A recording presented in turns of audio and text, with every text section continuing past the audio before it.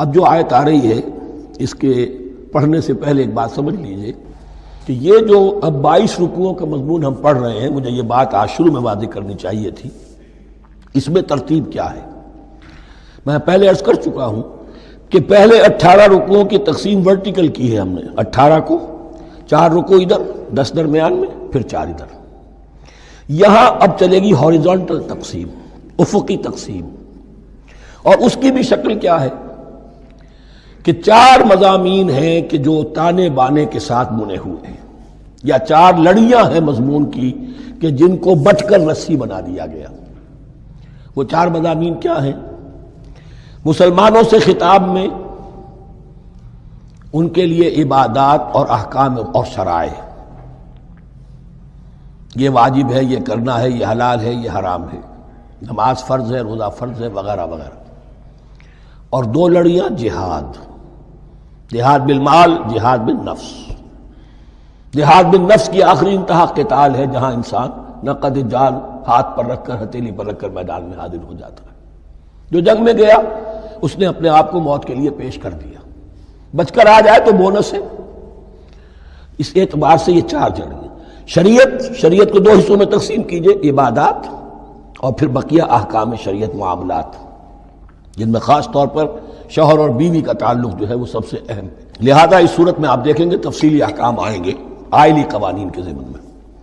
دوسری طرف جہاد بالمال یعنی انفاق، اللہ کی راہ میں خرچ کرنا، اور جہاد بالنفس جس کی آخری منزل قتال۔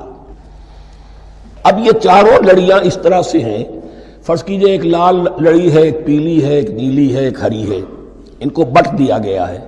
جب ایک طرف سے دیکھیں گے تو کٹا پھٹا نظر آئے گا، رنگ لال نظر آیا، پھر پیلا نظر آیا، پھر نیلا نظر آیا، پھر ہرا، پھر لال، پھر نیلا، پھر پیلا، پھر ہرا۔ تو ایسا معلوم ہوگا جیسے کٹے پھٹے ہیں مضامین۔ لڑیاں کھول دیجئے، معلوم ہوگا ایک لڑی وہ بھی بڑی مسلسل ہے، جہاد بالمال کی، ایک لڑی ہے جہاد بالنفس یعنی قتال کی، ایک لڑی ہے جو عبادات کی، ایک لڑی ہے معاملات کی اور شریعت کے احکام کی۔ یہ 4 لڑیاں، اور یہ تانے بانے کی طرح بنی ہوئی ہیں، لیکن اسی بنتی میں بہت بڑے حسین پھول موجود ہیں۔ طویل آیات، عظیم ترین آیات قرآن مجید کی، ان میں سے اب ایک آیت یہاں آ رہی ہے۔ اس کو میں نے عنوان دیا ہے آیت الآیات۔ ان فی خلق السماوات والارض واختلاف اللیل والنہار والفلک التی تجری فی البحر بما ينفع الناس وما انزل الله من السماء من ماء فاحیا به الارض بعد موتها وبث فيها من كل دابة وتصريف الرياح والسحاب المسخر بين السماء والارض لآیات لقوم يعقلون۔ اتنے فینومینا آف نیچر کسی ایک آیت میں جمع نہیں ہے قرآن۔ اللہ تعالیٰ تمام فینومینا آف نیچر کو اپنی آیتیں قرار دیتا ہے۔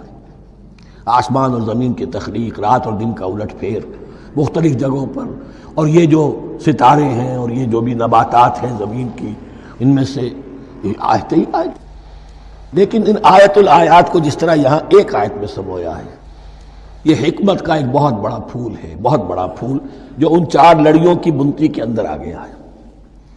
یقیناً آسمان اور زمین کی تخلیق میں اور رات اور دن کے الٹ پھیر میں، اور اس جہاز میں یا کشتی میں جو چلتی ہیں سمندر میں یا دریاؤں میں، وہ سامان لے کر جو لوگوں کو نفع دیتا ہے، بما ينفع الناس وما انزل الله من السماء من ماء، اور اس پانی میں کہ جو اللہ نے اتارا ہے آسمان سے، فاحیا به الارض بعد موتها، اور پھر اس سے وہ زندہ کر دیتا ہے زمین کو اس کے مردہ ہو جانے کے بعد۔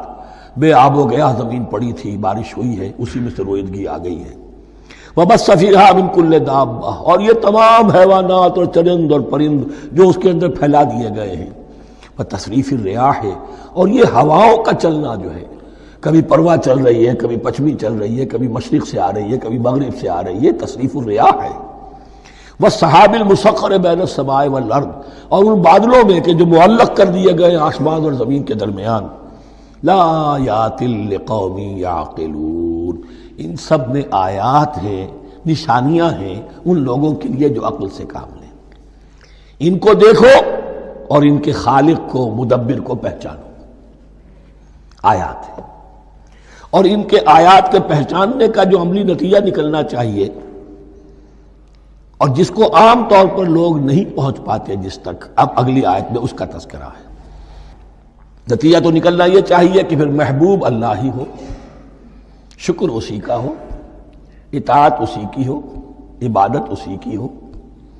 جب سورج میں کچھ نہیں، یہ تو اللہ نے اس کو بنایا ہے، یہ حرارت جو ہے اللہ نے دی ہے، چاند میں کچھ نہیں، ہوائیں چلانے والا کوئی وہی تو ہے، تو اب کسی شے کے لیے کوئی شکر نہیں، کسی شے کے لیے کوئی عبادت نہیں، کوئی ڈنڈوت نہیں، کوئی سجدہ نہیں، بلکہ صرف اللہ کے لیے، اور وہی مطلوب و مقصود بن جائے، وہی محبوب ہو۔ لا محبوب الا اللہ، لا مقصود الا اللہ، لا مطلوب الا اللہ۔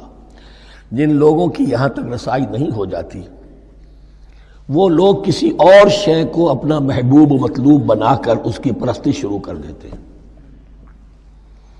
خدا تک نہیں پہنچے، اپنے نفسی کو معبود بنا لیا، جو یہ کہے کر رہے، معبود تو ہو گیا۔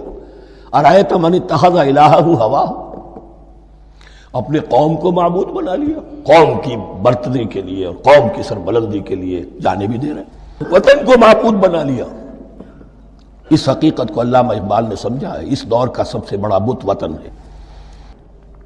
اس دور میں میں اور ہے، جام اور ہے، جم اور، ساقی نے بنا کی روش لطف و ستم اور، تہذیب کے آزر نے ترشوائے صنم اور، مسلم نے بھی تعمیر کیا اپنا حرم اور، ان تازہ خداؤں میں بڑا سب سے وطن ہے، جو پیرہن اس کا ہے وہ مذہب کا کفن ہے۔ نیشنلزم، ٹیریٹوریل، وطنی قومیت، وطن کی جے، یہ معبود بنائے بیٹھے۔